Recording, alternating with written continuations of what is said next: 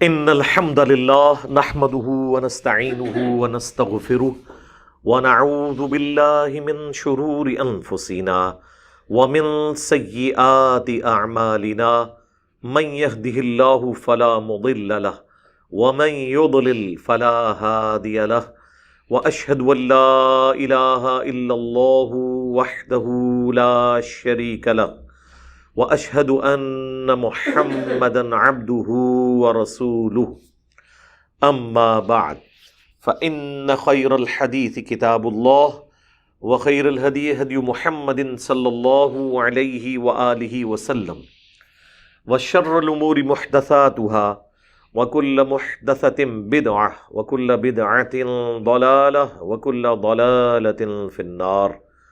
اعوذ باللہ السمیع العلیم من الشیطان الرجیم من ہمزہ ونفخہ ونفثہ بسم اللہ الرحمن الرحیم رب اشرح لی صدری ویسر لی امری واحلل عقدۃ من لسانی یفقہوا قولی. بسم اللہ الرحمن الرحیم ان اللہ وملائکتہ یصلون علی النبی یا ایہا الذین آمنوا صلوا علیہ وسلموا تسلیما. اللہم صلی علی محمد وعلی آل محمد کما صلیت علی ابراہیم وعلی آل ابراہیم انک حمید مجید. اللہم بارک علی محمد وعلی آل محمد کما بارکت علی ابراہیم وعلی آل ابراہیم انک حمید مجید. اللہم ربنا آتنا فی الدنیا حسنہ وفی الآخرۃ حسنۃ وقنا عذاب النار. ربنا آتنا من لدنک رحمہ وہیئ لنا من امرنا رشدا. لا الہ الا انت سبحانک انی کنت من الظالمین. حسبنا اللہ ونعم الوکیل. یا حی یا قیوم برحمتک استغیث ولا حول ولا قوة الا باللہ العلی العظیم. آمین. آج انشاءاللہ تعالی قرآن کلاس نمبر 100 ہوگی الحمدللہ. 14 نومبر 2021 کو سنڈے کے دن سورۃ المائدہ کی آیت نمبر 89 سے ہم انشاءاللہ سٹارٹ لیں گے. یہ بھی کریٹیکل آیات میں سے ہے. سورۃ المائدہ چونکہ شریعت محمدیہ صلی اللہ علیہ وآلہ وسلم کے فائنل احکامات ہیں، لہٰذا اس میں کئی ایک شرعی احکامات جو ہماری روزمرہ کی زندگی سے تعلق رکھتے ہیں ان کو ایڈریس کیا گیا ہے. اس میں سے ایک یہ اہم ترین جو مسئلہ عام طور پر سننے کو ملتا ہے، یعنی قسم اٹھانا اور اس کے کفارے کا معاملہ. اکثر آپ یہ معاشرے میں سنتے ہیں، اکثر لوگ شادی شدہ ان کو تو عادت پڑی ہوئی ہے، وہ قسم کھا لیتے ہیں کہ اپنی بیوی کو کہتے ہیں اگر تو اپنے میکے گئی تو تجھے میری طرف سے 3 طلاق یا تو فارغ ہے. ظاہر ہے بیویوں نے سے کون ہی رکنا جانے سے. پھر وہ کہتے ہیں اب ہم کیا کریں. تو اس طرح کے جتنے کیسز ہیں یہ قسم کی کیٹیگری میں فال کرتے ہیں. اس میں یہ ہے کہ اپنی قسم کو توڑیں اور قسم کا کفارہ ادا کریں، جو سورۃ المائدہ کی آیت نمبر 89 میں ہم انشاءاللہ کور کریں گے، اور آئندہ کے لیے اس طرح کی حرکتیں کرنے سے توبہ کر لیں. الگ سے کوشچن آنسر سیشنز کے اندر میری کافی ڈیٹیل ویڈیوز قسم، منت، اس کے کفارے کے اعتبار سے ریکارڈڈ ہے. چونکہ قرآن کلاس بھی متقاضی ہے کہ ہم اس طرح کی چیزوں کے اوپر بہت تفصیلی گفتگو نہ صحیح لیکن کم از کم اجمالی گفتگو ضرور کریں. سورۃ المائدہ کی آیت نمبر 89 کور کرنے سے پہلے، جس میں قسم کا کفارہ بیان ہوا ہے، یہ 2 ٹرمنالوجیز جو یوز ہوتی ہیں ان کو آپ سمجھ لیں. ایک ہے قسم اور ایک ہے منت. منت ہی کے لیے نظر کا لفظ بھی استعمال ہوتا ہے عربی زبان میں. قسم یہ ہے کہ آپ اللہ کی قسم کھا کر کوئی بات اپنے اوپر مستقبل کے لیے پابند کر لیں کسی بات کا. وہ کام کرنے کی بھی قسم ہو سکتی ہے، نہ کرنے کی بھی قسم ہو سکتی ہے. مثلا کوئی شخص کہتا ہے کہ میں اللہ کی قسم اٹھاتا ہوں کہ میں فلاں وقت کی نماز فلاں مسجد میں پڑھوں گا. اب اگر وہ اس وقت کی نماز اس مسجد میں پڑھنے سے کامیاب نہیں ہوتا، یا وہ کہتا ہے جماعت سے پڑھوں گا اور جماعت سے نہیں پڑھتا، یا پڑھتا جماعت سے ہے لیکن ایک رکعت بھی اس کی فوت ہو جاتی ہے، تو وہ گویا اس کی قسم ٹوٹ گئی، اب اسے کفارہ ادا کرنا ہوگا۔ یا وہ کہے کہ میں قسم اٹھاتا ہوں کہ میں تیرے گھر نہیں آؤں گا، اب یہ نہ والی قسم ہے، تو جیسے ہی وہاں پر چلا جائے گا تو اس کی قسم ٹوٹ جائے گی، اب اسے کفارہ ادا کرنا ہوگا، ادروائز وہ گناہگار ہوگا۔ اسی طریقے سے اکثر جلاد قسم کے جو خامند ہیں وہ اپنی بیویوں سے کہتے ہیں کہ اگر تو اپنے بھائی سے ملی یا فلاں بہن سے ملی یا فلاں رشتہ دار سے ملی تو تجھے میری طرف سے 3 طلاق۔ اب اس کیس میں مسئلہ ہوگا کہ اگر وہ مل لیا اس نے یا اس گھر چلی گئی، اب اس کی ریمیڈی کوئی ممکن نہیں ہے، بیوی فارغ ہمیشہ کے لیے۔ ملنے سے پہلے یہ ریمیڈی ہے کہ آپ بول دیں کہ میں اپنی قسم توڑتا ہوں اور اس کا کفارہ ادا کر دیں، اور اس کے بعد وہ عورت وہاں پہ چلی جائے، تو پھر وہ عورت آپ کے عقد سے نہیں نکلے گی۔ تو یہ وہ والی قسم ہوگی۔ اس طرح کے عموماً سوالات پوچھنے میں آتے ہیں، وہ سارے کے سارے قسم کی کیٹیگری میں فال کرتے ہیں۔ دوسری چیز ہے منت یا نظر ماننا۔ وہ یہ ہے کہ میرا فلاں کام ہوا تو میں اتنا مال اللہ کی راہ میں صدقہ کروں گا، میں فلاں جانور خیرات کر دوں گا، ذبح کروں گا، میں 1000 نوافل پڑھوں گا۔ ہاں، یہ بھی لوگوں نے ملے ہوتے ہیں، میں روزانہ 2 رکعت نفل پڑھا کروں گا۔ اب اس وقت تو مان لیتے ہیں، لیکن بعد میں پتہ چلتا ہے بھی روزانہ اس طرح پڑھنا، یہ 1000 رکعت پڑھنا یہ بڑا مشکل ہے۔ تو یہ جو اس طرح کی نظر مانی ہوئی ہے نا، اس کو منت بھی کہتے ہیں۔ اس کو بھی اگر کسی نے توڑنا ہے وہ تو توڑ سکتا ہے، یعنی اگر کسی نے 1000 رکعت پاس ہونے کے اوپر مانے ہوئے ہیں تو ٹھیک ہے، وہ نہ پڑھے، کفارہ ادا کرتے۔ اس کا کفارہ جو ہے نا وہ قرآن میں نہیں آیا، وہ صحیح مسلم میں حدیث ہے کہ نظر توڑنے کا کفارہ بھی وہی ہے جو قرآن میں قسم توڑنے کا کفارہ ہے۔ مشکات میں آپ کو دوسری جلد کے اندر نا نظر اور قسم وغیرہ کی یہ ساری احادیث ڈیٹیل سے مل جائیں گی۔ صحیح مسلم میں یہاں تک حدیث موجود ہے، نبی علیہ السلام نے فرمایا کہ نظر جو ہے نا، اللہ کی نافرمانی میں کوئی نظر پوری نہیں کرنی، اگر مانی بھی ہے تو وہ توڑنی ہے اور اس کا کفارہ ادا کرنا ہے، اور نہ کوئی ایسی نظر مانو کہ جو تم پوری کر نہیں سکتے۔ میں تیرے لیے چاند توڑ کے لے آؤں گا، تو یہ تو نہیں کوئی کر سکتا، یا میں اتنے تولے کا زیور بنوا دوں گا، اور اتنی استطاعت ہی نہیں ہے۔ اس طرح کی جو نظر مانی ہوئی ہے نا، تو صحیح مسلم میں حدیث ہے، نہ ایسی نظر پوری کرو جو اللہ کی نافرمانی میں ہے، اور نہ ایسی نظر مانو کہ جو تم پوری نہیں کر سکتے۔ نافرمانی میں عموماً فلاں دربار پہ اگر میرا بیٹا ہوا تو فلاں دربار پہ میں جا کے 5 سال کی عمر تک اس کے بال نہیں کٹواؤں گا، اور وہ جتنی چٹیا ہے وہ جا کے ریموو کرواؤں گا، تو یہ حرام ہے۔ کفارہ ادا کریں اور اس نظر کو توڑ دیں۔ یہ پوری، اس کا پورا کرنا حرام ہے، توڑنا واجب ہے۔ حتیٰ کہ ابو داؤد میں حدیث ہے، ایک صحابی نے منت مانی کہ میں مقام بوانا پہ اونٹ قربان کروں گا۔ آپ صلی اللہ علیہ وآلہ وسلم سے جب پوچھا تو آپ نے فرمایا وہاں پہ کوئی زمانہ جاہلیت میں کوئی میلہ ٹھیلا تو نہیں لگتا تھا، یا بتوں کی پوجا تو نہیں ہوتی تھی؟ ان کا نہیں یا رسول اللہ۔ تو پھر آپ نے فرمایا تم اپنی نظر پوری کرو۔ مراد یہ کہ جہاں پر اللہ کی نافرمانی کے کام ہوتے ہوں وہاں پہ نہ آپ نظر پوری کریں گے، چاہے وہ نظر حلال بھی ہو۔ مثلا درباروں پہ جا کے اللہ کے نام کی بھی آپ دیگ نہیں دیں گے، چاول نہیں بانٹیں گے، بکرا نہیں دیں گے اللہ کے نام کا بھی، کیونکہ دربار خود اللہ کے محبوب صلی اللہ علیہ وآلہ وسلم کی تعلیمات کے منافی بنائے گئے ہیں، تو وہاں پہ آپ نے جا کے کون سی نظریں پوری کرنی ہے؟ زمانہ جاہلیت میں بھی اگر کوئی وہاں پہ رسم تھی یا بتوں کی پوجا ہوتی تھی، اب نہیں ہو رہی، تب بھی وہاں پر آپ نے نظر نہیں پوری کرنی۔ کئی لوگ یہ نہ کہیں کہ بزرگاں کا فیض اج بھی جاڑی ہے، آج تے شاہ جی دی یاد تازہ ہو گئی ہے، شاہ نہیں ہوندے سن نا، ایتھے دیگاں دے سن، اے نا شاہ صاحب دی یاد ہی تازہ کر رہے ہو، وہ چاہے وہ اللہ کے نام کی بھی ہوگی۔ اور سب سے بڑھ کر بخاری اور مسلم دونوں میں حدیث ہے، اللہ کے محبوب صلی اللہ علیہ وآلہ وسلم نے فرمایا نظر اور منت ماننے سے تقدیر نہیں ٹلتی، ہاں کنجوس کا مال نکل جاتا ہے. تو at the end of the day نظر منت ماننے سے کچھ بھی نہیں ہونا، تو بہتر ہے مانے ہی نہ. پیسہ بچانا ہے تو بچائیں.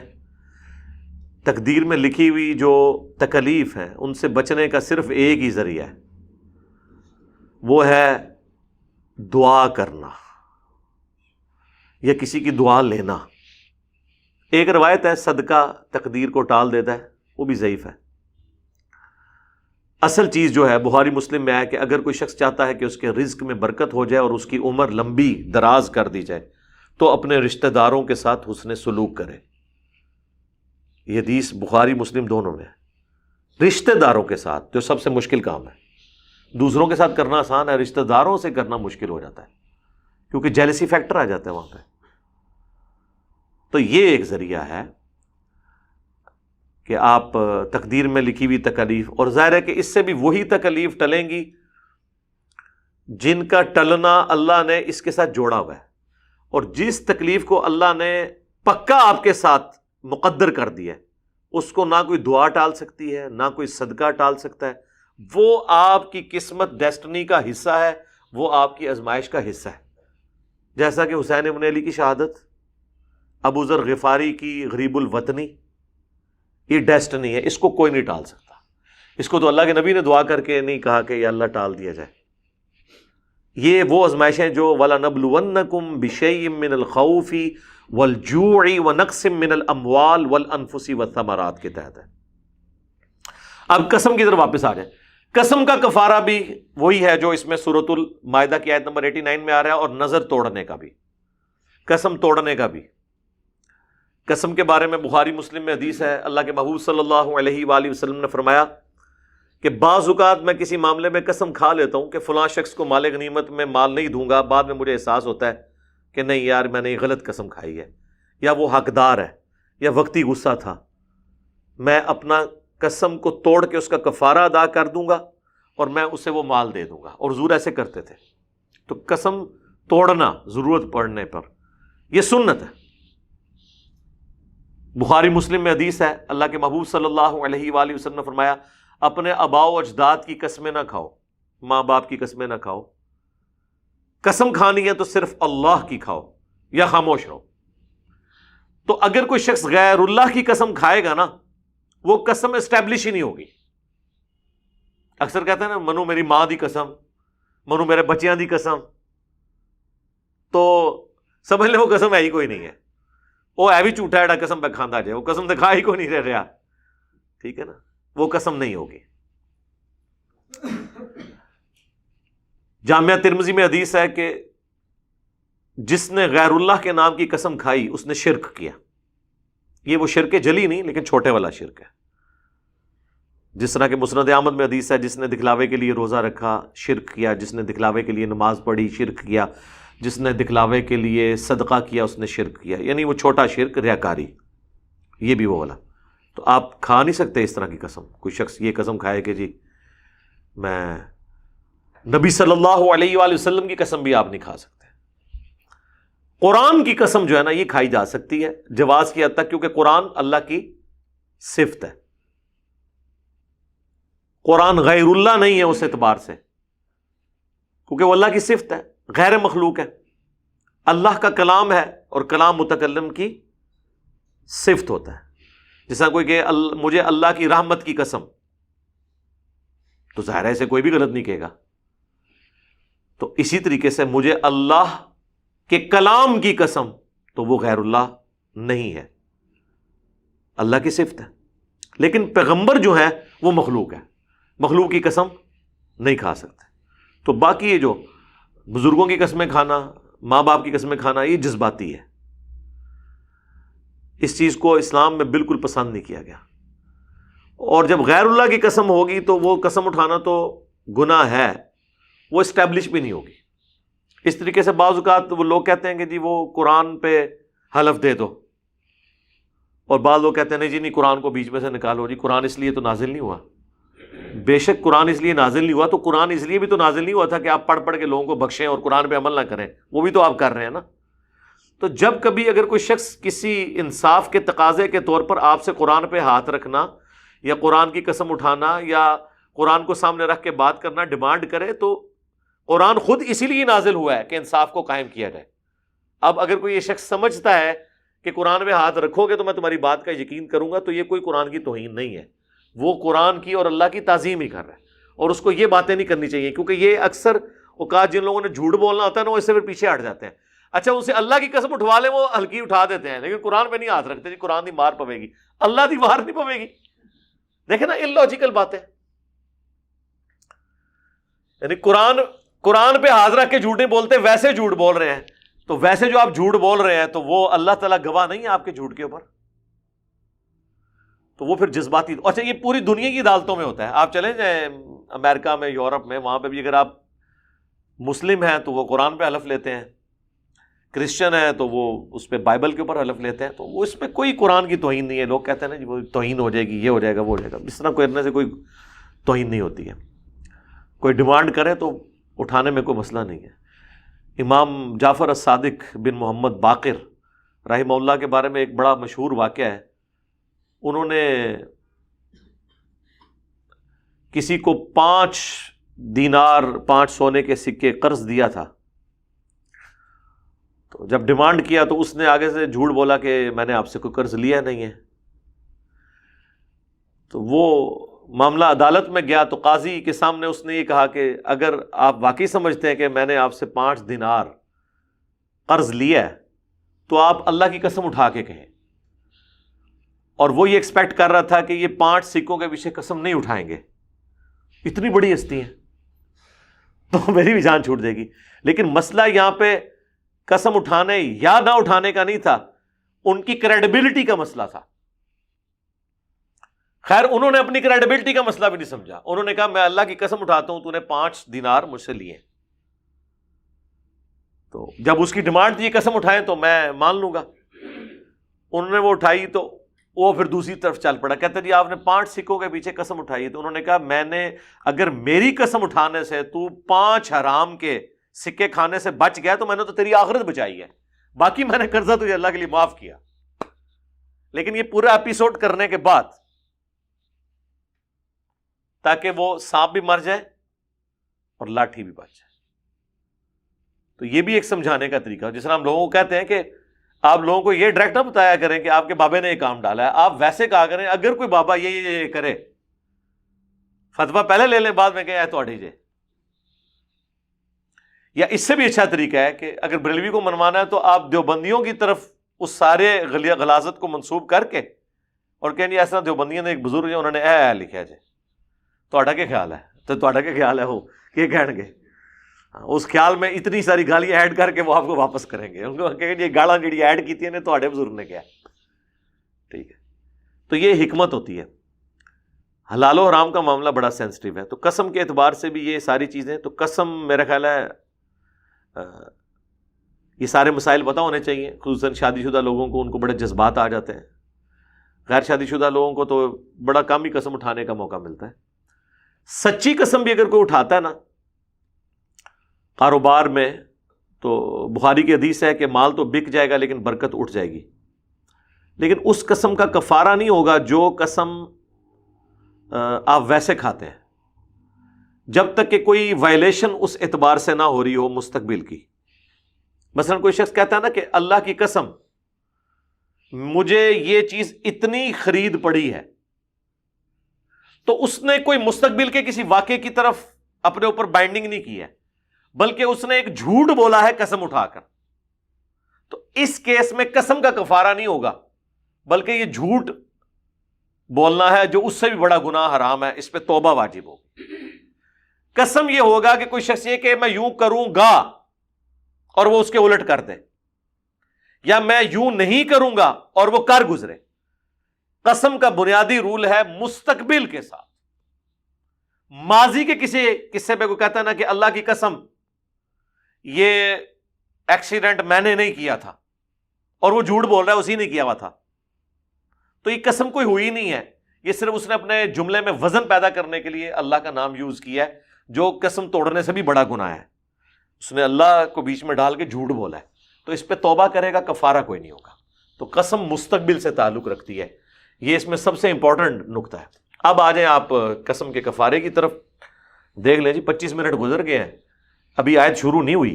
اعوذ باللہ من الشیطان الرجیم، بسم اللہ الرحمن الرحیم. لا یؤاخذکم اللہ باللغو فی ایمانکم، اللہ تعالیٰ تمہاری فضول قسم کی جو قسمیں ہیں ان پر تم سے پرسش نہیں کرے گا. یہ بات آپ نہیں سمجھ سکتے، عرب کے لوگ سمجھ سکتے ہیں. عربی جو ہے نا ان کی کامن لینگویج میں ہے واللہ باللہ تاللہ. یہاں پہ بھی بعض اوقات آپ کو لوگ ملتے ہیں جو کہتے ہیں قسم اللہ دی، قسم اللہ دی. تو اللہ تعالیٰ ہمارا اس طرح جو گفتگو کے دوران محاورتاً بولتا ہے نا، تو اس کے اوپر اللہ تعالیٰ کوئی گرفت نہیں کرے گا، کیونکہ وہ بولنے والے کو بھی پتا ہے میں صرف ویسے ہی بول رہا ہوں. کیونکہ وہ مستقبل کے کوئی کسی واقعے میں قسم تو ہوتی ہے جب وہ ڈیمانڈ کرے گا کوئی اگلا بندہ، یا وہ پوری انٹینشن کے ساتھ قسم کھاتا ہے اور اس میں اللہ کا نام لیتا ہے اور زبان سے کھاتا ہے. دل میں خالی بات کرنے سے قسم نہیں ہوگی، یہ ذہن میں رکھیں. دل میں صرف منت اور نظر مانی جا سکتی ہے کہ میرا یہ کام ہو گیا میں کروں گا، وہ آپ کا اور اللہ کا معاملہ ہے. لیکن قسم آپ اور اللہ کا معاملہ نہیں ہے. قسم میں دوسری مخلوق انوالو ہوتی ہے. میں نے کو منت مانی ہے کہ میرا یہ کام ہو گیا تو میں ایک بکرا دوں گا اللہ کی راہ میں، اس کا آپ سے کیا لینا دینا ہے؟ یہ تو میں نے اللہ کے ساتھ، آپ کو تو نہیں میں نے کہا. لیکن آپ کے ساتھ میرا کوئی معاملہ ہے اور آپ مجھے کہتے ہیں کہ جی مجھے قسم اٹھاؤ گے تم یہ میرے ساتھ ایسے نہیں کرو گے، یوں کرو گے. تو اب یہ مخلوق کا معاملہ ہے تو یہ زبان پہ لانا ضروری ہے. منت کے لیے زبان پہ لانا ضروری نہیں ہے، قسم کے لیے زبان پہ لانا ضروری ہے. قسم دل میں نہیں اٹھائی جاتی. یعنی اگر کوئی دل میں اپنی بیوی کو کہتا نا تو گئی تو کوئی طلاق نہیں ہوگی. تو لہٰذا اگر کسی نے قسمیں اس طرح کی ڈالنی ہے دل میں ہی ڈالتے رہے، کڑ در وہ اندر تھا. ٹھیک ہے، اللہ تمہاری پکڑ نہیں فرمائے گا لفظ قسم کی قسموں پہ. وَلَٰكِن يُؤَاخِذُكُم بِمَا عَقَّدتُّمُ الْأَيْمَانَ، بلکہ اللہ تو پرسش کرے گا ان قسموں کے ساتھ جو تم پختہ کر کے اسٹیبلش کرتے ہو، جس میں ظاہر زبان سے کہنا ضروری ہوگا. فَكَفَّارَتُهُ، تو اس کا پھر کفارہ ہوگا. تو کفارے کا مطلب یہ ہے کہ وہ توڑ دی ہے. یہ نہیں کہ جس نے قسم کھائی ہے تو اب وہ کفارہ بھی ادا کرے گا، نہیں. قسم اگر پوری کر دیتا تو ٹھیک ہے، پھر تو کفارہ کوئی نہیں. قسم توڑنے کا کفارہ. اطعام 10 مساکین، کفارہ یہ ہے کہ 10 مساکین کو کھانا کھلاؤ. من اوسط ما تطعمون اہلیکم، وہ درمیانی درجے کا کھانا جو تم اپنے گھر والوں کو کھلاتے ہو. تو اس کا مطلب ہے کہ قسم کے کفارے کا معاملہ ہر بندے کا ڈفرنٹ ہوگا. ایک کروڑ پتی بندہ ہے اس کے قسم کا کفارہ ڈفرنٹ ہوگا، ایک غریب آدمی کے قسم کا کفارہ ڈفرنٹ ہوگا. اب جو ایک وقت کا کھانا 100 روپے میں کھاتا ہے تو وہ تو 1000 روپے میں قسم توڑ کے کفارہ ادا کر دے گا. لیکن جو بندہ ایک وقت کا کھانا کھاتا ہے 5000 روپے والا، ہوٹلنگ کرتا ہے، اس کے گھر میں بھی کھانے 8-10 قسم کے پکتے ہیں، تو وہ ایک وقت کے کھانے کا ریٹ نکالے گا. ہو سکتا ہے وہ 100 مسکینوں کے کھانے کے برابر اس کا وہ بن جائے. تو یہ بھی دیکھنے کی ضرورت ہے. تو وہ وہی کھانا کھلائے گا جو وہ خود کھاتا ہے، اپنے گھر والوں کو کھلاتا ہے وہ والا. او کسوتہم، یا پھر 10 مساکین کو کپڑے لے کے دے دے. بعض کا تو کھانا کھلانے میں تردد ہو سکتا ہے. ویسے تو آج کل لوگ مدرسے میں جا کے پیسے دے آتے ہیں، وہ تو ایز اے لاسٹ ریزارٹ ہے. بہتر تو یہ ہے کہ آپ وہ بندے ڈھونڈیں، یا 10 مسکینوں کو، مسکین آپ کو مدارس میں بچے تو مل ہی جائیں گے، ان کو آپ کپڑے سلوا دیں. تو یہ دونوں میں آپ کے پاس اختیار موجود ہے. اور تیسرا او تحریر رقبہ، یا ایک غلام آزاد کرو. اب غلام والا سسٹم تو obsolete ہو چکا ہے. ہمارے پاس تو پہلے 2 آپشن ہی ہیں. ان تینوں میں ہے او، یہ کرو یا یہ کرو یا یہ، چوتھا آپشن کوئی نہیں ہے. پہلا کیا ہے؟ 10 مساکین کو وہ کھانا کھلانا جو آپ خود کھاتے ہیں، یا 10 مساکین کو کپڑے خرید کے دینا، یا پھر غلام آزاد کرنا. آپ کو غریب آدمی بھی تو قسم کھا سکتا ہے نا میرے جیسا، اس کے لیے اللہ نے کہا ہے کہ جو غریب آدمی جو افورڈ نہیں کر سکتا، فَمَن لَّمْ يَجِدْ، جو یہ نہ پا سکے، فَصِيَامُ ثَلَاثَةِ أَيَّامٍ، تو وہ 3 دن کا روزہ رکھ لے، تو یہ اس کے ایکویلنٹ ہو جائے گا۔ 3 دن کا روزہ رکھ لے تو اس کا وہ پھر کفارہ ادا ہو جائے گا۔ ذَلِكَ كَفَّارَةُ أَيْمَانِكُمْ اذا حلفتم، یہ کفارہ ہے تمہاری قسموں کا جب کہ تم قسم اٹھا بیٹھو، اور اس کے اندر امپلائڈ ہے کہ وہ اٹھانے کے بعد توڑ دو یا توڑنا چاہو۔ واحفظوا ایمانکم، اور حفاظت کیا کرو اپنی قسموں کی۔ کوشش تو یہ کرو کہ اگر واقعی تم نے کوئی جینون کوئی اس طرح کی قسم کھائی ہے تو اس کی حفاظت کرو، لیکن یہ حفاظت ان قسموں کی ہے جو آپ نے کوئی انسانوں والی قسمیں کھائی ہوئی ہیں، جو غنڈوں والی آپ نے قسمیں کھائی ہوئی ہیں، زبردستی کسی کے ساتھ زیادتی کرنے والی، تو وہ تو اس کو تو توڑنا چاہیے۔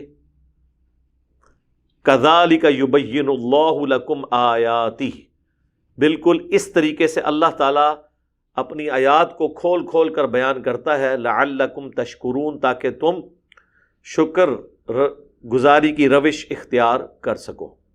اللہم اعنا علی ذکرک و شکرک و حسن عبادتک، آمین۔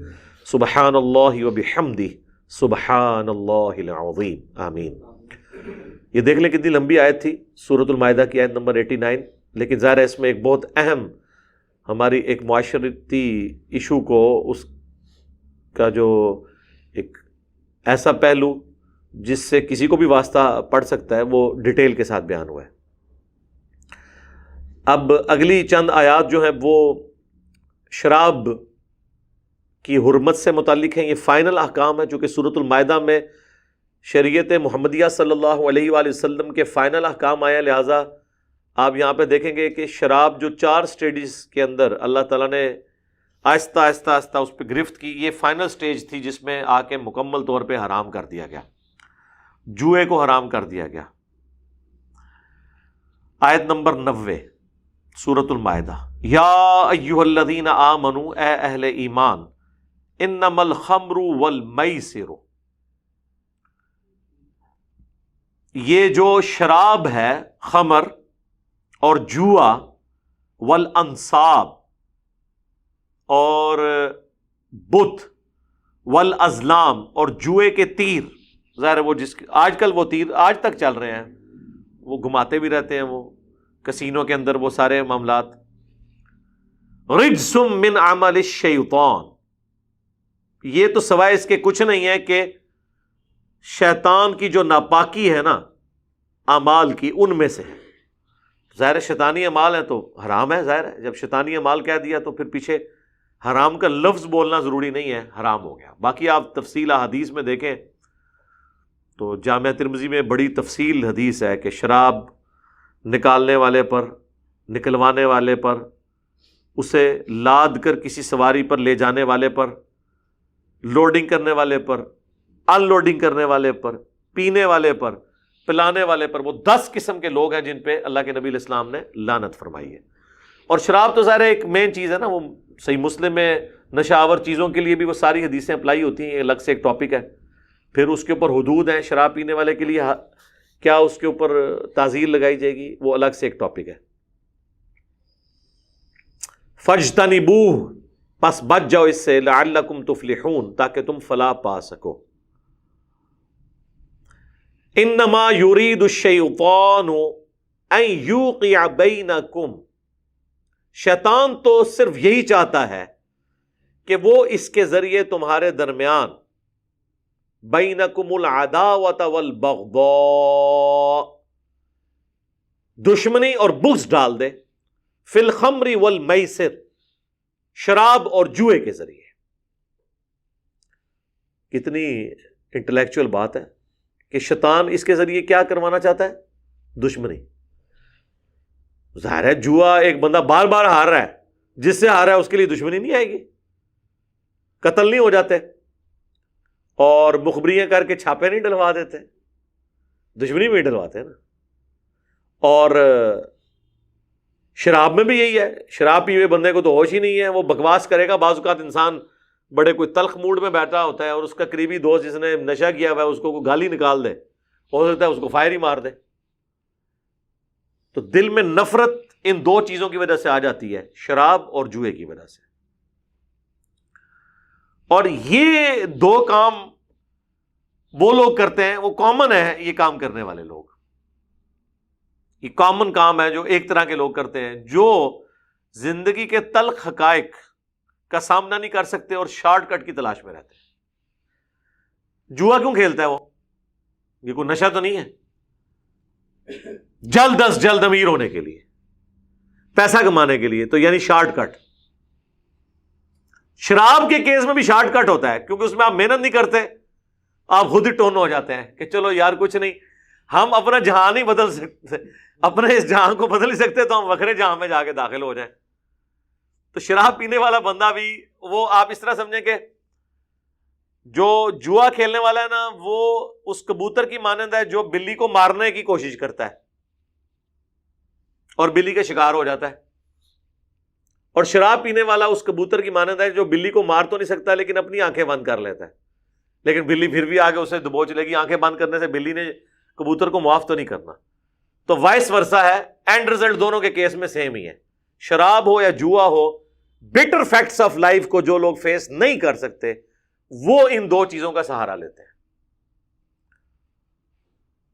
تو اس لیے اللہ تعالیٰ نے ان کا اکٹھا ذکر کیا. تو اللہ تعالیٰ ماتا ہے اس کے ذریعے شیطان تمہارے درمیان دشمنی ڈلوانا چاہتا ہے، بغض ڈلوانا چاہتا ہے، وَيَصُدَّكُمْ عَنْ ذِكْرِ اللَّهِ، اور تمہیں روک دینا چاہتا ہے اللہ کی یاد سے، وَعَنِ الصَّلَاةِ، اور نماز سے. فَهَلْ أَنْتُمْ مُنْتَهُونَ، تو باز آتے ہو کہ نہیں؟ یہ ہے دھمکی، یہ آخری حکم تھا. اس کے بعد بخاری مسلم میں آتا ہے بھی صحابہ کرام نے پھر شراب کے مٹکے توڑ دیے، مدینہ شریف کی گلیوں میں شراب بہا دی. حضرت انس ابن مالک کہتے ہیں میں نے جب آ کے اپنے باپ کو بتایا نا، ابو طلحہ انصاری کو، کیونکہ ان کی جو ماں تھی نا ام سلیم، ان سے نکاح کر لیا تھا ابو طلحہ انصاری نے، تو یہ باپ ہی حضرت ابو طلحہ لگتے تھے حضرت انس ابن مالک کے. تو وہ وہاں نشے کی حالت میں ہی بیٹھے ہوئے تھے. ان کو آگے بتایا گیا کہ اللہ کے نبی علیہ السلام نے اب اسے حرام کر دیا. تو انہوں نے کہا جاؤ یہ مٹکے توڑ دو اور اسے بہا دو. انہوں نے یہ بھی نہیں کہا کہ ہم نہیں پیتے، کافروں کو بیچ دیتے ہیں، جس طرح ہمارے مسلمان باہر کے ملکوں میں سارا حرام کاروبار کر رہے ہیں، داڑیاں بھی رکھی ہوئی ہیں، نمازیں بھی پڑھ رہے ہیں، صدقہ اور خیرات بھی کر رہے ہیں، اور شراب کا سارا بزنس، سور کے گوشت کا سارا بزنس. اس میں میری ویڈیوز بھی ریکارڈ ہوئی تھی. اور وہ کہتے ہیں جی سور کھانا حرام ہے، بیچنا تو حرام نہیں ہے. شراب پینی حرام ہے، بیچنی تو حرام نہیں ہے. جی آپ نے احادیث پڑھی ہو، قرآن کا مزاج سمجھا ہو، تو پھر آپ کو سمجھ آئے. یہ تو اسی طریقے سے ہے کہ زنا کرنا حرام ہے، کروانا یا اس کو فیسیلیٹیٹ کرنا تو نہیں ہے. ان کے پاس مثال پتہ کیا ہوتی ہے؟ ہیروئن کی جو اسمگلنگ کرنے والے بھی ہیں ہمارے، وہ فرنٹیئر کے پی کے طرف جو لوگ ہیں، یا افغانستان میں اب تو کافی کنٹرول ہو گیا، وہ پلی یہ لیتے ہیں کہ دیکھیں جی گدھا کھانا حرام ہے لیکن گدھے کی خرید و فروخت جائز ہے. گدھے کے گوشت کی خرید و فروخت تو جائز نہیں ہے اسلام میں. ہاں یہ فرق ہے. ساڑھے لوگ بھی فون کہتے ہیں ہاں گال تو بڑی چنگی کی ہے، دماغ نہیں تیرا کام کرتا، گال بڑی چنگی کی ہے. وہ تو پھر آپ کتے کا بھی اس طریقے سے معاملہ کر سکتے ہیں، لیکن کتا رکھنا کب جائز ہے؟ بخاری مسلم دونوں میں حدیث ہے کہ جس شخص نے شکار یا حفاظت کے بغیر کتا رکھا، اس کے نام اعمال سے روزانہ 2 قرات اجر کم ہو جائے گا، اور 1 قرات احد پہاڑ کے برابر ہے، جو آلموسٹ 7.5 کلومیٹر پہ پھیلا ہوا پہاڑ ہے. اس کے وزن کے برابر کسی کی اگر نیکیاں ہوئیں تو روزانہ اس کے نام اعمال سے نکل جائے گی. وہ ایک بار ہی احد پہاڑ نکل گا تو پیچھے پلے کچھ نہیں رہنا، روزانہ لی تو گالی کوئی نہیں. تو اب یہ تو نہیں ہے کہ آپ نے تو کتے کی اجازت کب دی گئی؟ ان سرکمسٹانسز میں. تو گدھا چونکہ استعمال ہوتا ہے ٹرانسپورٹیشن کے لیے، آج بھی استعمال ہوتا ہے، خچر استعمال ہوتا ہے ٹرانسپورٹیشن کے لیے. ابھی بھی آپ چلے جائیں پہاڑی علاقوں میں، جتنی فوج کی اوپر بنی ہوئی ہیں چوکیاں، وہاں تک تو گاڑیوں کو راستے ہی نہیں بنے ہوئے. ہیلی کاپٹر پہ تو آپ وہاں ان کو کھانا نہیں پہنچا سکتے نا، ورنہ تو ایک بندے کا جو کھانا ہے وہ آپ کو لاکھوں روپے میں ایک وقت کا پڑے گا. ہیلی کاپٹر سے اگر وہاں اتاریں گے تو وہ خچروں پہ لاد کے نہ لے کے جاتے ہیں. اسی لیے آپ دیکھیں فوجیوں نے خچر پالے ہوئے ہوتے ہیں. بڑی بار ان کی موجیں لگی ہوئی ہیں، کبھی کبھار ان کی ضرورت پڑتی ہے، سارے خچر نہیں استعمال ہو رہے ہوتے. تو آج بھی اس کے لیے استعمال ہو رہے ہیں. اتنے ماڈرن دور میں بھی آپ ان چیزوں سے جان نہیں چھڑا سکتے. تو خچر یا گدھا، اس کا گوشت تو حرام ہے. بخاری مسلم میں آیا کہ نبی صلی اللہ علیہ وآلہ وسلم نے پالتو گدھوں کے گوشت کو حرام فرما دیا غزوہ خیبر کے موقع پر. گھوڑا جو ہے وہ حلال ہے، سب کے نزدیک حلال ہے، حنفیوں کے نزدیک بھی ہے. یہاں وہ بعض اوقات کہہ دیتے ہیں مکروہ ہے، جو کہ جہاد میں استعمال ہوتے ہیں. اب اس طریقے سے تو استعمال نہیں ہوتے. جس زمانے میں صرف اسی پہ ڈپینڈنٹ تھے تو وہ اس وقت معاملہ اور تھا. اب تو چونکہ اس طرح کا اتنا زیادہ یوز نہیں ہے اس کا. تو وہ جو حرام چیزیں ہیں اس اعتبار سے کہ وہ کھانے سے تعلق رکھتی ہیں، تو ان کی خرید و فروخت گوشت کے لیے نہیں کی جاتی ہے، بلکہ اس کام کے لیے جس کے لیے وہ یوز ہوتے ہیں، تو وہ کاروبار حلال ہوگا. لیکن اگر کوئی شخص کسی ہوٹل والے کو گدھا بیچ رہا ہے اور زندہ ہی بیچ رہا ہے، لیکن اسے تو پتہ ہے نا کہ اس نے نہاری بنا کے آپ کو کھلانی ہے. آپ پتہ نہیں اسلام آباد میں ایک مشہور نہاری ہے، میں نام نہیں لیتا اس کا، وہ اتنی مشہور نہاری، اور پتہ چلا کہ جی وہ گدھے کے گوشت سے وہ بناتا رہا ہے اتنا عرصہ. اتنی لمبی داڑیاں رکھی ہوئی ہیں انہوں نے، دھوکہ دیتے رہے، بعد میں پکڑے گئے. اسلام آباد میں تو آپ کو کئی ایک ہوٹلوں پہ اس طرح کا معاملہ ملے گا، کیونکہ حلیم ہے، نہاری ہے، اس میں تو کوئی بھی گوشت ڈلا ہوا ہے، کیا پتہ چلتا ہے کس بندے کو. تو اس لیے بہتر یہ ہے کہ دال روٹی پہ ہی گزارا کریں وہاں پہ. اب ہوٹل والے کو گدھا دینا اور کہنا کہ میں زندہ گدھا دے رہا ہوں، اس کے مال اس کے ساتھ ہے، تو پھر وہ ہوگا وَتَعَاوَنُوا عَلَى الْبِرِّ وَالتَّقْوَى وَلَا تَعَاوَنُوا عَلَى الْإِثْمِ وَالْعُدْوَانِ. نیکی اور پرہیزگاری کے کاموں میں ایک دوسرے کی مدد کرنی ہے، برائی کے کاموں میں مدد بھی نہیں کرنی. آپ کا کاروبار حرام ہو جائے گا. اسی طریقے سے آپ کو اگر یہ پتہ چل گیا کہ کسی شراب خانے کے لیے آپ سے سیمنٹ، بجری، سریا، اینٹیں مانگی جا رہی ہیں پیورلی، تو آپ نہ دیں میرے بھائی. کیوں بے برکتی کرتے ہیں اس کام میں؟ آپ بالکل اس کا حصہ نہ بنیں. یا نجدیوں کی مسجد بن رہی ہے، وہاں آپ دے دیں. مسجد کسی کی بھی بن رہی ہے، اس میں کوئی مسئلہ نہیں ہے. ظاہر ہے اللہ کو یاد کرنا ہے سامنے. تو یہاں پہ سخت الفاظ کے ساتھ اللہ تعالیٰ نے منع فرما دیا. اب کچھ ایشو اس سے ریلیٹڈ تھا، وہ اگلی آیات میں اللہ تعالیٰ نے کلیئر کیا ہے کہ پہلے جو اتنا عرصہ پیتے رہے، سورۃ النساء میں تو آیا تھا کہ جب نشے کی حالت میں ہو تو نماز کے قریب مت جاؤ. یعنی ویسے شراب پی سکتے ہو، لیکن شراب کے نشے کی حالت میں نماز کے قریب نہیں جانا. نماز کے لیے اس وقت جانا ہے جب کہ آپ کا نشہ اتر جائے. تو ظاہر ہے کہ اس وقت ایک نشہ تھا، عرب کے لوگوں میں یہ چیز رواج تھی. اب جب یہ حرام ہو گیا تو اب ظاہر ہے کہ لوگوں کے تو دماغ میں یہ بات آتی ہے نا، اتنے سال پی ہے، وہ تو ہمارے جسم کا حصہ بن چکی ہے. یہ بھی اکثر لوگ کہتے ہیں نا. آج کا ماڈرن بندہ ہوگا تو وہ کہے گا میرے تو ڈی این اے اور جینز تک شراب پہنچ چکی ہے، تو میں کیسے پاک ہوں گا؟ سر یہ ساری نجاستیں ہیں روحانی اعتبار سے. تو روحانی اعتبار سے جو نجاستیں جس کو روحانیت ڈکلیئر کرتی ہے نا، وہ توبہ سے سب کچھ معاف ہو جاتا ہے. اس میں آپ کو کوئی وہ انڈو کرنے کے لیے کچھ کرنا نہیں پڑتا. جس طرح بعض لوگ ہیں انہوں نے کہیں اپنی جوانی میں ٹیٹو بنوا لیے ہوتے ہیں. اب یہ تو منع ہے، بخاری مسلم میں حدیث ہے، گدوانے والوں پر لعنت فرمائی ہے اللہ اور اس کے نبی صلی اللہ علیہ وآلہ وسلم نے. اب وہ جب کبھی اسلام کے راستے پہ آتے ہیں وہ کہتے ہیں جی وہ اتنا بڑا نام لکھایا سی، وہ تیزاب ڈال کے اسے ختم کرتے ہیں. تیزاب ڈالنے سے اس طرح ٹیٹو ختم ہوتا ہے؟ وہ کوئی نویں کوئی ٹیٹو تو کوئی اور کوئی شے بن جاتی ہے، وہ اتنا بڑا زخم بن جاتا ہے اور وہ ختم تو نہیں اس نے ہونا. تو ختم کرنے کی ضرورت نہیں ہے نا. اب ہے، آپ نے توبہ کر لی، کافی ہے، کوئی مسئلہ نہیں. مستقبل کے لیے آپ اللہ سے توبہ کریں تو پرانی ساری معافی ہوگی. اس طریقے سے اگر کوئی شخص کسی اسمگلر کے گھر پیدا ہو گیا ہے اور بعد میں اس کو خیال آیا، اب ظاہر ہے اس کا پورا رزق کا بلٹ اپ اسی حرام مال سے ہوا ہے، لیکن وہ اس وقت بچہ تھا، ڈپینڈنٹ تھا، تو اللہ نے اسے اس کے گھر پیدا کیا نا، اس کا تو کوئی قصور نہیں.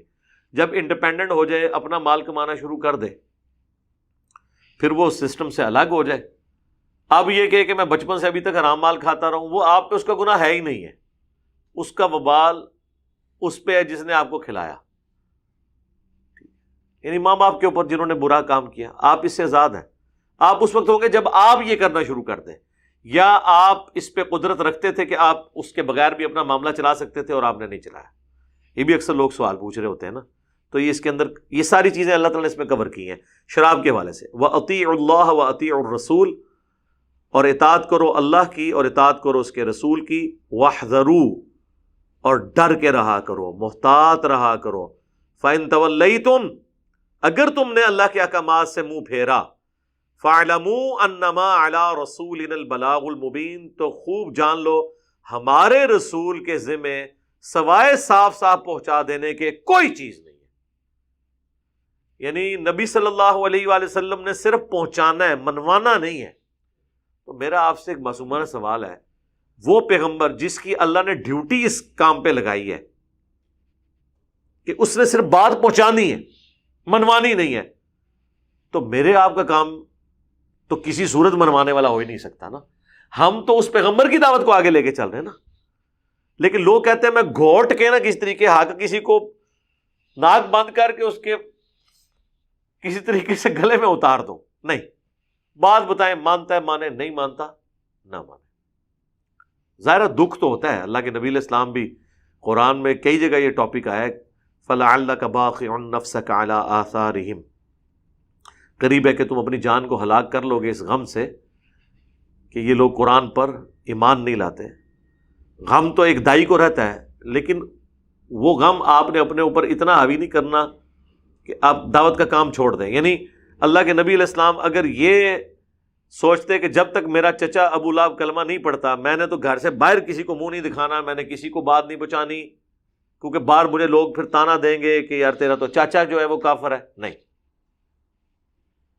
ٹھیک ہے مان نہیں قبول کیا، ٹھیک ہے باہر کسی کو دعوت دیں، دعوت کا کام آگے چلتا رہے. روگ لگا کے نہیں بیٹھنا، صرف پہنچانا ہے. روگ ویسے جس نے لگانا ہے وہ اپنے آپ کو لگائے کہ میں کیوں نہیں دین پہ چل رہا. ہم پوری دنیا کی ہدایت کی فکر میں لگ جاتے ہیں، اپنے آپ کو بھول جاتے ہیں. اور یہ جتنا مذہبی طبقہ ہے نا اس کے اندر یہ خرابی پائی جاتی ہے. وہ دنیا کی ہدایت کی فکر کے لیے جو ہے نا کمر بستہ ہو جاتے ہیں، اپنے لیے نہیں. لیس علی الذین آمنوا وعملوا الصالحات، کوئی گناہ نہیں ہے ایسے لوگوں پر جو ایمان لائے اور نیک اعمال کیے. جناح فیما طعموا، اس پر کوئی ان پہ گناہ اور گرفت نہیں ہے جو کھا چکے ہیں وہ پہلے. یعنی جو پہلے کہیں شراب پیتے رہے ہیں، کئی لوگ تو مر گئے تھے نا شراب کی حالت میں. صحیح بخاری میں آتا ہے نا غزوہ احد میں حضرت جابر بن عبداللہ کے جو والد تھے وہ غزوہ احد میں جب گئے تو انہوں نے اپنے بیٹے کو بلا کے وصیت کی کہ میں لگتا ہے کہ شہید ہو جاؤں گا. شراب پی. وہ ظاہر ہے کہ وہ جس طرح آج کل بھی آپ کو پتہ ہے نا جو لوگ عادی ہوتے ہیں یہ نشے کے، وہ جب نشہ لیتے ہیں تو پھر اڑتے ہیں ہوا میں. ٹھیک ہے، تو وہ عرب کے لوگ بھی لڑنے سے پہلے شراب پی لیتے تھے، تو اسی حالت میں وہ شہید ہو گئے. تو اب کئی لوگوں کے دماغ میں تھا کہ میرا تو ابا شراب کی حالت میں مرا ہوا ہے، اگرچہ اس وقت شراب حرام نہیں ہوئی تھی، تو دماغ میں کہیں آ ہی جاتی ہے. تو اللہ نے فرمایا جو پہلے کچھ ہوتا رہے نا کوئی گرفت نہیں ہے. اس لیے گرفت نہیں ہے کہ اللہ نے کوئی گرفت نہیں کی ہوئی تھی اس وقت. اذا متقوا، لیکن شرط ہے کہ جو ڈر کی روش اختیار کرے. اس وقت بھی جب شروع میں دھمکی دی گئی نا کہ دیکھو شراب کے فائدے بھی ہیں نقصان بھی ہیں لیکن نقصان زیادہ ہے، تو اکثر لوگ تو اسی وقت ہی رک گئے تھے. سمجھ آ گیا تھا کہ یہ اللہ کا مزاج کس طرف ہے. تو اگر واقعی اللہ سے ڈرنے والے لوگ ہیں تو پھر اس پہ کوئی گرفت نہیں. صحیح بخاری میں حدیث ہے کہ اگر کوئی شخص نیک اعمال کرتا ہے نا اور جب وہ بیمار ہو جاتا ہے نا اس کی وجہ سے اس کے وہ نیک اعمال چھوٹ جاتے ہیں. نیک اعمال سے مراد فرض نہیں، عام نفلی بات ہے. فرض تو کسی حالت میں نہیں چھوڑ سکتے. وہ تو بخاری میں حدیث ہے کوئی کھڑے ہو کے نماز نہیں پڑھ سکتا، بیٹھ کے پڑھے، بیٹھ کے نہیں پڑھ سکتا، لیٹ کے پڑھے. لیکن عام نفلی نمازیں، نفلی اذکار، قرآن پاک کی تلاوت، تو بخاری کے الفاظ ہیں کہ نبی علیہ السلام فرمایا جب وہ بیمار ہو اور وہ یہ کام نہ کر سکے تو اللہ تعالیٰ فرشتوں سے کہتا ہے اس کے اعمال ویسے ہی لکھتے رہو جیسے تم اس وقت لکھتے تھے، کیونکہ اگر میں اسے اس طرح کی صحت دوبارہ دیتا، حالات و واقعات دوبارہ دیتا، تو یہ وہی عمل اسی طریقے سے کرتا رہتا. یہ تو میں نے اس پہ آزمائش ڈالی ہے نا. جس طرح میں سمجھتا ہوں میں تو بہت زیادہ آزمائش سے گزر رہا ہوں. یعنی میرے لیے زندگی میں کوئی پوچھے نا، مجھے سب سے زیادہ انجوائمنٹ جس میں تھی نا چیز میں، وہ تھا فجر کی نماز تکبیر اولیٰ سے پڑھنا اور اشراق تک مسجد میں بیٹھنا. سنت بھی ہے، لیکن اب کئی سال گزر چکے ہیں، میرے لیے سیکورٹی ایشوز ہیں، میں آج بھی اس چیز کو بڑا مس کرتا ہوں. ڈھونڈ کے ایسی مسجد میں جہاں قرآن پڑھا جائے، آدھے پونے گھنٹے کی نماز ہو کم از کم. قرآن بندہ صبح سویرے تو باشو بندہ چارج ہو جاتا ہے، لیکن ظاہر اب حالات و واقعات ہر بندے کے ایسے اس کی اجازت نہیں دیتے کہ وہ اپنے اس طرح کے معاملات کو لے کے چل سکے. تو جب حالات و واقعات ایسے ہوں تو اللہ تعالیٰ پھر اس کے ساتھ ویسے ہی معاملہ کرتا ہے. اسی لیے کہا گیا قرآن میں کہ نیکیاں تولی جائیں گی، گنی نہیں جائیں گی. کسی کے حالات و واقعات ایسے نہیں تھے کہ وہ اتنی نیکیاں کر سکتا، لیکن اس کی تھوڑی نیکیاں بھی ویٹیج میں ہو سکتا ہے دوسرے سے بڑھتے ہیں. جو میں اکثر مثال دیتا ہوں کہ ایک بندہ مکہ شریف میں رہتا ہے اور اس کے 3-4 وہاں پہ ہوٹل ہیں، ایک آدھ پیٹرول پمپ بھی ہے، اور وہ 5 وقت جو ہے وہ مہنگی سی ایئر کنڈیشن گاڑی میں بیٹھ کے پارکنگ میں لگا کے اور 20 بچوں کو لے کے جناب تو 5 وقت نماز کعبے میں پڑھتا ہے، اور وہ یہ سمجھتا ہے مجھے 1 لاکھ نمازوں کا ثواب مل رہا ہے، یا چلے وہ سیدی سے ہو تو 1000 نمازوں کا ثواب تو ٹھیک ہے مل رہا ہے. لیکن جو بندہ پاکستان کی گرمی میں جون جولائی میں جس کو اللہ نے حالات و واقعات نہیں دیے کہ وہ بیچارہ سڑک کنارے کے اوپر کھدائی کرنے مزدوری کا کام کرتا ہے، اذان بھی سنتا ہے، اس کا ٹھیکیدار اتنا سخت ہے کہ اسے نماز پڑھنے کے لیے مسجد میں نہیں جانے دیتا، وہ وہیں کہیں ٹوٹی پہ یا کہیں سے لوٹا لے کے جلدی سے وضو کر کے وہیں پہ اپنا پرنا زمین پہ ڈال کے نماز پڑھ لیتا ہے. تو آپ کیا سمجھتے ہیں اس کی ایک نماز کعبے کی جو اندر 5 وقت نماز پڑھنے والے سے، کیا آپ اس کی ریشو پروپورشن اس طرح کیلکولیٹ کریں گے؟ اس کی ایک نماز ہوتا ہے اس کی 1 سال کی نمازوں میں بھاری ہو اللہ کے نزدیک، کیونکہ اس کو غریب اللہ نے رکھا، اس کو امیر اللہ نے رکھا. اس لیے نیکیاں تولی جائیں گی، گنی نہیں جائیں گی کہ اللہ نے حالات کس کو کیا دیے تھے، ان حالات کے اندر اس نے کتنا پرفارم کیا ہے. یہ بات ہے، اور یہ اس کا سب سے بڑا جج انسان خود ہوتا ہے کہ مجھے جو اللہ نے سرکمسٹانسز دیے میں اس میں کتنا پرفارم کر سکتا تھا.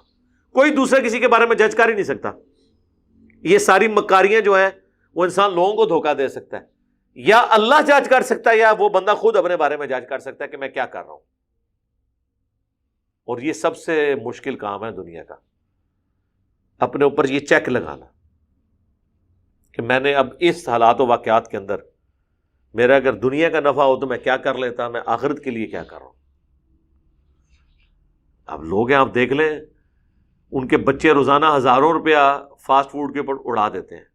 ان کو کہہ دو یار قرآن ایک ترجمے والا لے کے رکھ لو، یا ایک حدیث شریف کی کتاب لے کے رکھ لو، بخاری شریف، مشکاۃ شریف، مسلم شریف، تو پیسے خرچ کرنے کا دل ہی نہیں کرتا. وہ سمجھتا ہے شاید یہ پیسے کا ضیاع ہو رہا ہے. اور بچوں کو فاسٹ فوڈ کے اوپر، اور یہ جو آگے گند بلا جو آپ کا گروسری کا سامان چل رہا ہوتا ہے، چپس اور بسکٹ اور پتہ نہیں کیا کیا چیزیں، ٹافیاں، چاکلیٹیں، اور پھر اس کے اوپر دانت خراب ہوتے ہیں، ان دانتوں کے اوپر ہزاروں روپیہ لگاتے ہیں.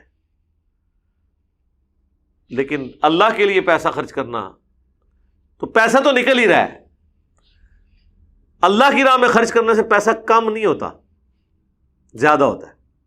لیکن کیلکولیشن اس کی کوئی کر نہیں سکتا. وہ جو بندہ دقت نظر سے سوچتا ہے نا، اس کو پھر پتا چلتا ہے کہ ہاں یار یہ اس طرح نہیں اس طرح. اگر کسی شخص کے گھر میں کوئی ایسا میڈیکل کیس نہیں ہے کہ جس میں ہزاروں لاکھوں روپے کی ادویات مہینے کی آتی ہوں، تو لاکھوں روپے کا تو اللہ آپ کو نفع دے رہا ہے نا. دنیا میں ہزاروں ایسے لوگ ہیں جو نمک مرچ والا کھانا بھی نہیں کھا سکتے، ان کے اپنے ہوٹل ہیں. ٹھیک ہے جی، ہوٹل ہیں، کھانا پینا نہیں وہ کر سکتے. اللہ نے کہیں سے پھر ان کو ٹائٹ کیا ہوا ہے. تو اس لیے اگر انسان آخرت اورینٹیڈ ہو، پھر یہ چیزیں معاملات لے کے چلنا آسان ہو جاتا ہے. تو اللہ تعالیٰ فرما رہا ہے کہ کوئی گناہ نہیں ان لوگوں پر جو ایمان لے کر آئے اور انہوں نے نیک اعمال کیے، جو کچھ وہ اس سے پہلے شراب پی چکے. اذا متقوا، اگر وہ پہلے بھی ڈرنے کی روش کے اوپر تھے، وآمنوا، اور ایمان رکھتے تھے جیسا کہ ایمان رکھنے کا حق ہے، وعملوا الصالحات، اور نیک اعمال کرنے والے تھے. ثم اتقوا، پھر بھی نیک اعمال کرنے کے بعد بھی ڈرنے کی روش اختیار کرتے تھے. وَآمَنُوا اور ایمان لاتے تھے.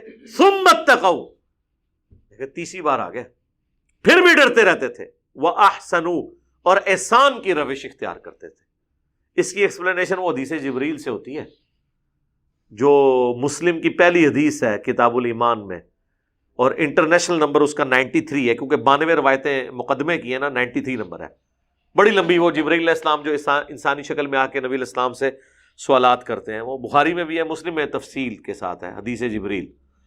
اس میں وہ حضرت جبرائیل علیہ السلام یہ پوچھتے ہیں کہ اے اللہ کے نبی بتائیں احسان کیا ہے. تو فرمایا کہ تم یوں عبادت کرو گویا کہ اللہ کو دیکھ رہے ہو, اور اگر یہ تصور نہ آئے تو کم از کم یہ تصور رکھو کہ اللہ تمہیں دیکھ رہا ہے. یعنی یہ اعلیٰ ترین درجہ ہے نیکی کا. واللہ یحب المحسنین اور اللہ تعالیٰ احسان کی روش اختیار کرنے والوں کو پسند فرماتا ہے, محبت رکھتا ہے. تو دیکھیں احسان کا درجہ کہاں پہ ہے؟ تقوی, نیک اعمال, پھر تقوی, پھر ایمان, پھر تقوی, اور پھر جا کے احسان. اور وہ حدیث میں بھی پہلے آیا نا, پہلے اسلام, پھر ایمان, اور سب سے اوپر احسان. تو یہ درجہ احسان والی بات ہے کہ نیکی کا سب سے بیسٹ پہلو تلاش کرنا. اور جو بالکل کنارے کنارے چلتے ہیں نا, وہ ہوتے ہیں اسلام کے اوپر.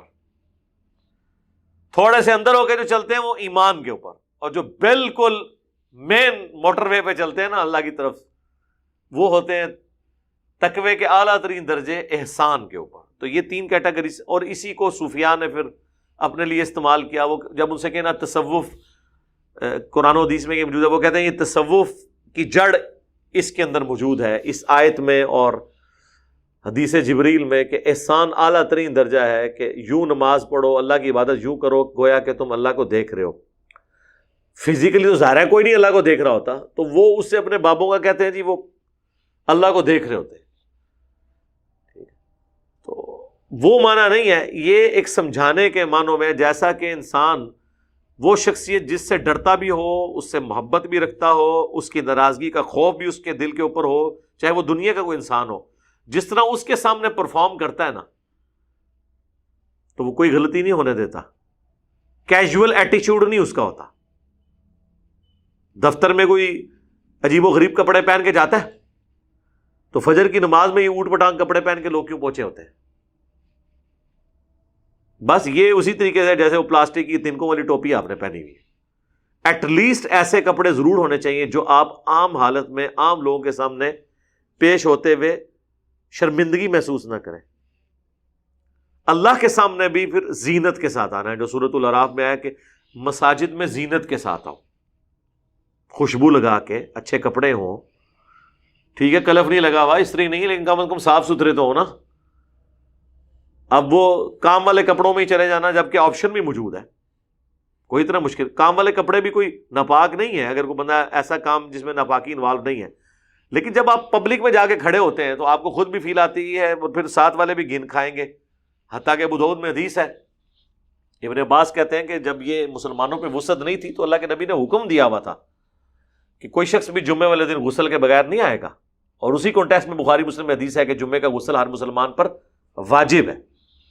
پھر جب اللہ نے ہمیں وسعت دے دی, ہمارے پاس باریک لباس آ گیا اور پسینہ جمع نہیں ہوتا تھا, گدڑیاں نہیں تھی, عام لباس آ گیا, تو پھر آپشنل کر دیا, جس کی مرضی غسل کر کے آئے, جس کی مرضی غسل نہ کر کے آئے. پیچھے حکمت یہ تھی کہ بدبودار پسینے کے ساتھ آپ وہاں پر نہ آئے. بخاری مسلم میں حدیث ہے جو یہ کچا پیاز کھاتا ہے ہماری مساجد سے دور رہے جب تک کہ وہ اس کی صفائی نہ کر لے. اس طرح سگریٹ والوں کو بھی آپ دیکھیں گے, سگریٹ کے جو عادی ہیں وہ ڈبیاں جو ہے وہ جوتیوں میں رکھ کے آتے ہیں, وہ کہتے ہیں نہیں بدبودار چیز نہیں لے کے جانی چاہیے. بات ٹھیک ہے, تو جو منہ شریف آپ اندر لے کے جا رہے ہیں, منہ ہی باہر رکھ کے آؤ نا, تو یا ان کاموں کو چھوڑ دیں. رات کو میں وہ ایک ڈاکومنٹری دیکھ رہا تھا ڈان نیوز کے اوپر, میں یقین کریں پسیج گیا ہوں. یہ تو تمام نیوز چینلز پہ یہ روزانہ یہ ڈاکومنٹری چلنی چاہیے. یہ گٹکا اور پان کھانے والوں کو جو کینسر ہوئے ہیں منہ کے, زبان کا کینسر, ان کے جو آپریشن ہوتے ہیں, بولنے سے آ رہی, کوئی حالت نہیں ان کی ہوتی. لیکن جب وہ جو پھر انہیں وہ لوگ دکھائیں جن کو ابھی تک وہ کینسر ہوا نہیں ہے, لیکن وہ ٹس سے مس ہونے کے لیے تیار نہیں ہے. یہ بار بار چیزیں دکھائی جائیں تو پھر پتہ چلے نا کہ اس کا انجام کیا ہوتا ہے اس طرح کے نشے کرنے کا. شراب کا بھی یہی حال ہے, جگر ضائع ہو جاتا ہے. اب تو سائنس بھی اس کی تصدیق کرتی ہے. ایون آپ دیکھ لیں, اب ایون ہالی ووڈ کی فلموں میں جہاں پہ کوئی سگریٹ نوشی یا شراب اس طرح کے کوئی سین آتے ہیں, وہ باقاعدہ لکھا ہوا بھی آ جاتا ہے کہ اس کے ساتھ یہ باقاعدہ ان کی کورٹس نے ڈیسیژن کی ہیں. دیکھیں انہوں نے ذلیل و خوار ہو کے بالآخر انبیاء کی تعلیمات کو ایکسیپٹ کیا ہے جو بغیر تجربے کے اللہ نے پیغمبروں کے ذریعے بتا دی تھی. دنیا میں کوئی بھی خیر ہے نا, آپ اس کو ڈیپ ڈگ کریں نا تو اس کے پیچھے آپ کو انبیاء کی تعلیمات نظر آئیں گی, جو رولز بھی بنے ہوئے ہیں. اور جو انسانیت نے تھپیڑے کھا کے چیزیں سیکھی ہیں, الٹیمیٹلی وہ بھی وہیں تک ہی پہنچے ہیں جو پیغمبروں کی تعلیمات تھی کہ یہ چیزیں نقصان دہ ہیں صحت کے لیے. آپ دیکھیں خاندانی سسٹم کے ساتھ ٹوٹا ہوا ہے. یہ کینیڈا والے آپ کو کیوں آئے دن امیگریشن آفر کرتے رہتے ہیں, برتھ ریٹ نیگیٹو میں جا رہا ہے. ذرا جب میاں بیوی خاندانی نظام ہی نہیں ہے تو کیوں وہ بچے اور ان کی پرورش کے جھنجھٹ میں پڑیں گے؟ خاندانی نظام ہی ٹوٹ گیا. وہ پھر مرد و عورت کا تعلق ایک سیکس کے جذبے کے تحت ہی ہوگا. اور اسلام نے سیکس اس لیے رکھا تھا کہ اس سے انسانیت کی نسل کو آگے چلانا تھا, اور وہ انہوں نے سائڈ پہ کر دیا. میاں بیوی کا جب سسٹم ختم ہوا, خاندانی نظام ٹوٹ گیا, اب کیوں کوئی شخص, وہ تو پھر جب بچے ہوں گے تو پھر ان کی پرورش بھی کرنی پڑے گی, تو مرد کو محنت بھی کرنی پڑے گی, عورت کو بھی اس پہ توجہ دینی پڑے گی. تو پھر یہی سلسلہ وہاں پہ آہستہ آہستہ آہستہ سارا سسٹم ٹوٹ گیا. اب وہ ہمارے لوگوں کو امیگریشن آفر کرتے ہیں کہ حضرت آپ یہاں پہ آ جائیں, آبادی نیگیٹو میں جا رہی ہے. اب حالت یہ ہے کہ اولادیں بھی ایسی خراب ہوئی ہیں, آپ چلے جائیں یورپ میں, امریکہ میں, آپ کو سب کانٹیننٹ کے لوگ, ایشینز ہی آپ کو وہاں پہ جہاں پہ خاندانی نظام ٹوٹا نہیں اس طرح, ہر شعبے میں آپ کو اوپر وہی لوگ نظر آئیں گے. یونیورسٹیز کے پروفیسرز آپ کو سارے یہاں کے لوگ نظر آئیں گے. ظاہر ہے کہ یہ وہاں پہ جب لوگ اس طرح کے کاموں میں پڑھیں گے تو پڑھائی لکھائی کہاں سے کریں گے؟ سارے تو نہیں پڑھ لکھ سکتے. ہمارے لوگ چونکہ تھرڈ ورلڈ سے ہم لوگ تعلق رکھتے ہیں تو محنت کرتے ہیں, سیلف بلڈ کرتے ہیں. اسی لیے آپ دیکھیں وہاں جاتے ہیں, یہ پوزیشن ہولڈر ہوتے ہیں, وہاں جا کے محنتی ہوتے ہیں, ان کو پتہ ہے ہم نے کچھ بننا ہے, بن بھی جاتے ہیں. تو یہ اللہ تعالیٰ نے اس آیت کے اندر تقوی کی اعلیٰ ترین جو چیز ہے احسان, اس کو بھی بیان فرما دیا. حدیث جبریل بھی میں نے اس کانٹیکس میں ڈسکس کر دی. باقی کئی اور چیزیں بھی اس میں ڈسکس ہو سکتی تھیں, لیکن میرے خیال ہے کافی جتنی ہم نے ڈسکشن کر لی ہے. اللہ تعالیٰ سے دعا ہے جو حق بات میں نے کہی اللہ تعالیٰ ہمارے دلوں میں راسخ فرمائے. اگر جذبات میں میرے منہ سے کوئی غلط بات نکل گئی تو اللہ تعالیٰ ہمارے دلوں سے محو کر کے بھلا کے ہمیں معاف بھی فرما دے, ہمیں کتاب و سنت کی تعلیمات پر عمل کر کے دوسرے بھائیوں تک پہنچانے کی توفیق عطا فرمائے. سبحانک اللہم و بحمدک اشہد ان لا الہ الا انت استغفرک و اتوب الیک وما علینا الا البلاغ المبین. آمین.